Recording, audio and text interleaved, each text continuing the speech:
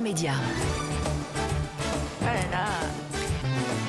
Ça, c'est le stress, du stress en boîte. Vous aussi, ça vous fait ça. Ah ouais, Est-ce que ça vous met un peu la chair de poule, le générique du Téléthon? Totalement, oui, parce que là, c'est parti pour quelques heures de direct et avec un compteur qui repart à zéro, donc il faut le faire grimper.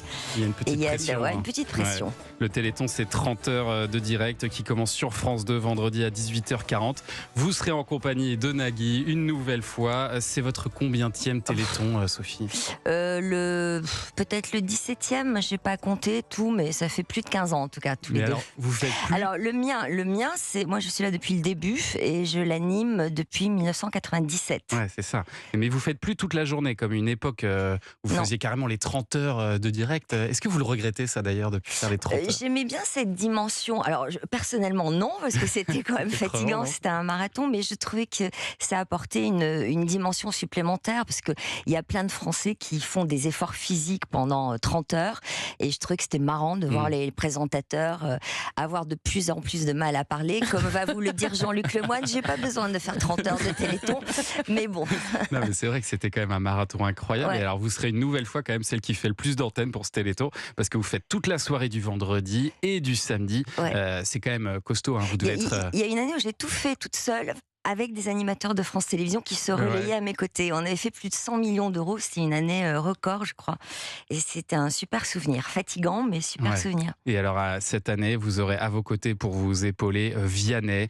Vianney, on peut dire que c'est le parrain idéal pour le Téléthon. Alors là, fédérateur, qui plaît à toutes les générations, intelligent, humble, des gens engagés sur plein de causes de solidarité, humanistes. Enfin bon, il était là hier dans Sophie et les copains. On a du mal à lui trouver des défauts à ce garçon. Ouais, et je pense qu'il va être très ému de ce qu'il va vivre aussi ce week-end. Cette année, le Téléthon aura une dimension sportive à l'approche des JO. Et puis, on fêtera encore quelques grandes victoires contre la maladie.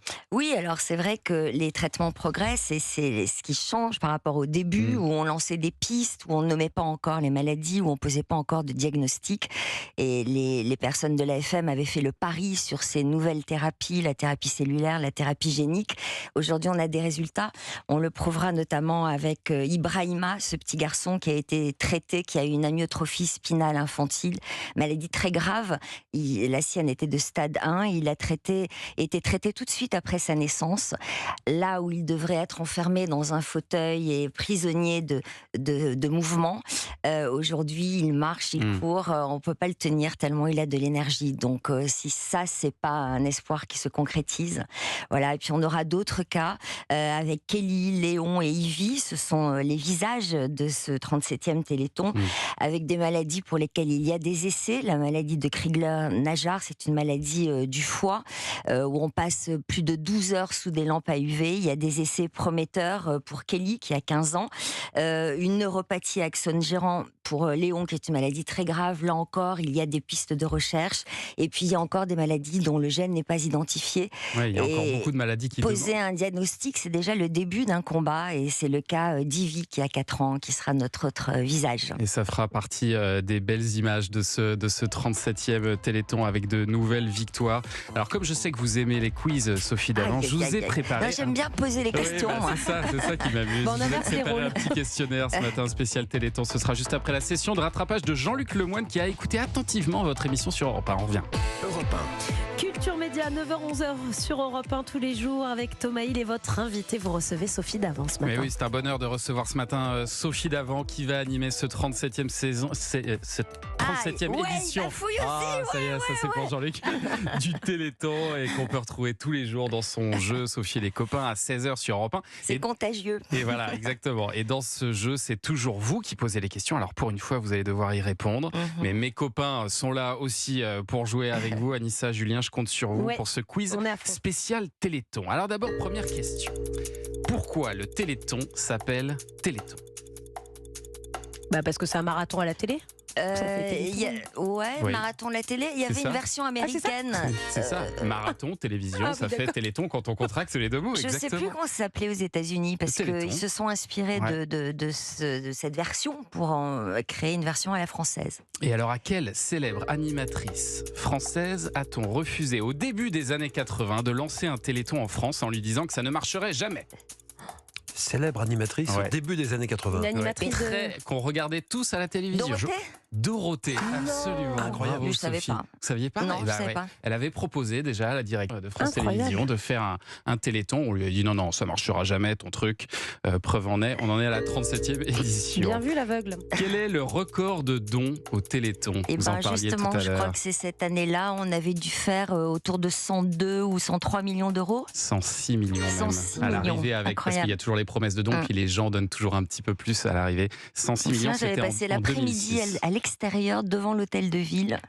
Et ça, c'était en ayant froid toute la journée et reprendre après en plateau le soir, c'était quelque chose. Et je rappelle d'ailleurs que cet argent ne sert pas à produire les émissions du Téléthon qui sont produites par France Télévisions, et ça sert encore moins à payer les animateurs qui ne sont pas rémunérés. Absolument, c'est important ça de le rappeler aussi. sert à payer des essais de recherche, 38 essais par exemple en ce moment pour 29 maladies.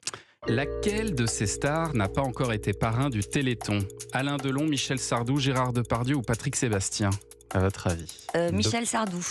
Il a été parrain. Depardieu, ça me dit rien. Depardieu. Pas encore. Michel Sardou, on ne se souvient pas. Ça devait être dans les premières années. Exactement. Et alors, le tout premier parrain, est-ce que vous vous souvenez de son nom? C'était pas Jerry Lewis? Absolument. Jerry Lewis pour le tout premier Téléthon français, parce que Jerry Lewis, c'est lui qui avait lancé ça aux États-Unis en 66 pour le premier Téléthon national aux États-Unis. Et donc, c'est arrivé après en France en 87. Pierre Barato, Pierre Birambeau, je les salue parce que c'était eux à l'origine de tout ça. Et puis Pierre-Henri Arnstam à France 2 et Jean-Pierre Spiro, le réalisateur, ils ont porté tout ça et c'est eux qui ont convaincu. Et c'était fou parce qu'à l'époque, ils avaient récolté 30 millions d'euros. Beaucoup plus qu'aux États-Unis. Et Jerry Lewis avait été très impressionnant. Voilà, c'est ça. Et c'est encore beaucoup plus qu'aux États-Unis ce qu'on récolte en France. Et ça montre, et ça, je trouve ça assez beau, ça montre à quel point les Français sont généreux. Et vous savez, c'est le premier. Alors vous disiez que c'était la première collecte au monde, mais c'est aussi le plus grand événement en France, créateur de liens sociaux. Les gens, dans tous les villages, c'est très émouvant quand on allait faire le Téléthon en province. Vous voyez des banderoles Téléthon, où que vous alliez en France, et les gens ont envie d'être ensemble, de faire des choses ensemble. Et voilà, ça illustre bien quand même l'esprit français de générosité et d'entraide. Ces milliers de bénévoles partout, c'est très beau à voir. Est-ce que vous êtes partante pour présenter encore le Téléthon l'an prochain et l'année d'après? Est-ce que vous avez envie de continuer longtemps? Tant qu'on veut de moi, je considère que c'est un exercice qui donne du sens à mes compétences professionnelles. Voilà, j'ai l'impression qu'il y a un lien de fidélité avec cette association, avec les familles, avec les malades. Je suis restée amie avec certains d'entre eux. C'est un honneur pour moi de faire partie de cette chaîne qui part des familles et des malades, qui va jusqu'aux donateurs, aux chercheurs.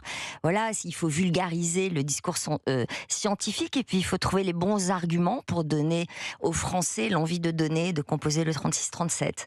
Donc c'est un exercice, en plus professionnellement, il y a tout dans cette émission. Il faut faire mousser la fête, il y a des invités, il y a des chercheurs à interviewer, des enfants, des familles. Voilà, il faut être convaincant, vous voyez directement si vous l'êtes en regardant le compteur. Donc c'est un exercice tout à fait complet et particulier. Et alors au-delà de ce rendez-vous du Téléthon qui vous tient à cœur, vous travaillez actuellement une nouvelle émission, un magazine sur France 3 consacré aux animaux. Je crois savoir que vous avez déjà enregistré les premières émissions. Est-ce que vous pouvez nous raconter un petit peu ce qu'on va voir? Oui, alors déjà on a tourné dans une ferme à l'extérieur des studios parisiens, donc on sera entouré d'animaux et puis c'est une émission servicielle, donc ça manquait sur le service public, une émission sur les animaux, ça fait 7-8 ans qu'il n'y a plus rien dans ce domaine et donc je serai entourée d'experts, d'une petite bande à la fois de reporters. Il y aura Camini par exemple, vous vous souvenez de Camini? Bien sûr. Et Marly de son Gaumont. Marly Gaumont.